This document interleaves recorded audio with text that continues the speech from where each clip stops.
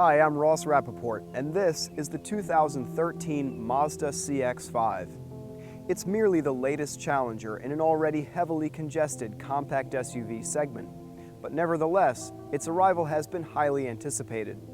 It's being billed as the driver's compact SUV from the same company that brought you the Miata and the RX-8, and it has next-generation drivetrain tech that promises stellar fuel economy and emissions while not giving up too much in the way of performance.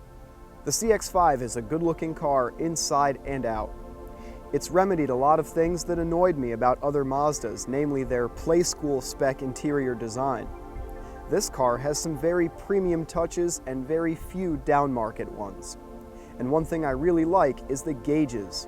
You spend so much time looking at them, so Mazda have beautifully mixed analog and digital to form one of the most logical and attractive gauge clusters I've ever seen.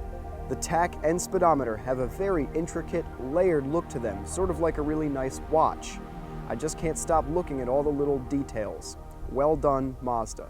So, with all the grandiose promises and fancy marketing speak around this car, I wasn't dying to like it. But I can't help it. It's really that good. And I know this will sound weird, but aside from the Miata, this is the best Mazda I've ever driven, and I've driven plenty.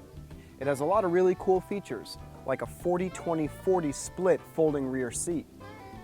That leads to a cargo bay with 34 cubic feet of storage, or 65 cubic feet when the seats are folded down, and that's only about 5 cubes less than a Honda CR-V. The CX-5's cabin is very nice and understated, and my review wouldn't be complete without talking about storage cubbies.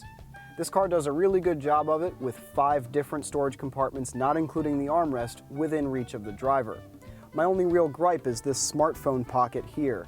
It seems to be designed for phones from 2003. A smartphone with a charger in it isn't going to fit.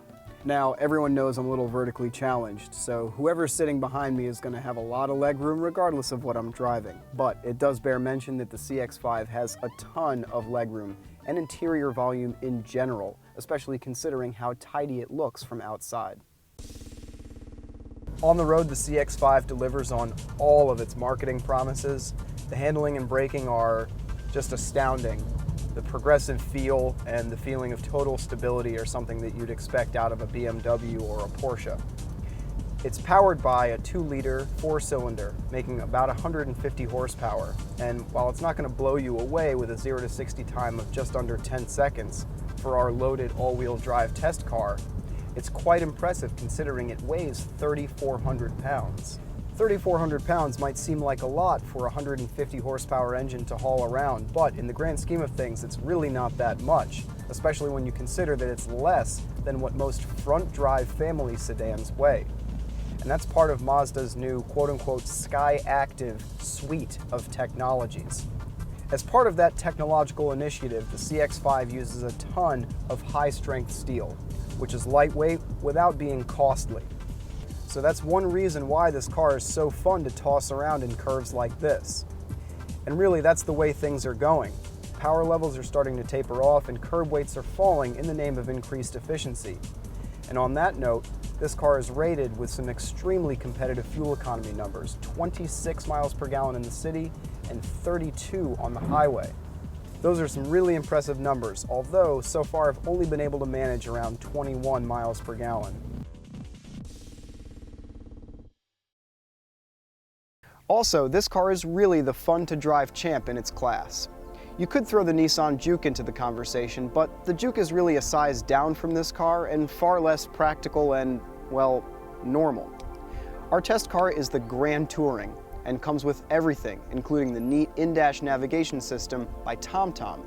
Features like that and the blind spot monitor make this car an absolute steal at right around 30 grand, and I predict Mazda is going to sell a ton of them. I've really enjoyed my time in it, however brief. I'm Rapoport. Thanks for watching me today. Please comment on this video and find my fan page on Facebook. I'd love to hear from you. All right, I'm using every ounce of our 150 horsepower to catch up to this 458 Italia up there. What, like this? The other way. Was it like this or was it like this? That. Okay. Okay. How about the plane though?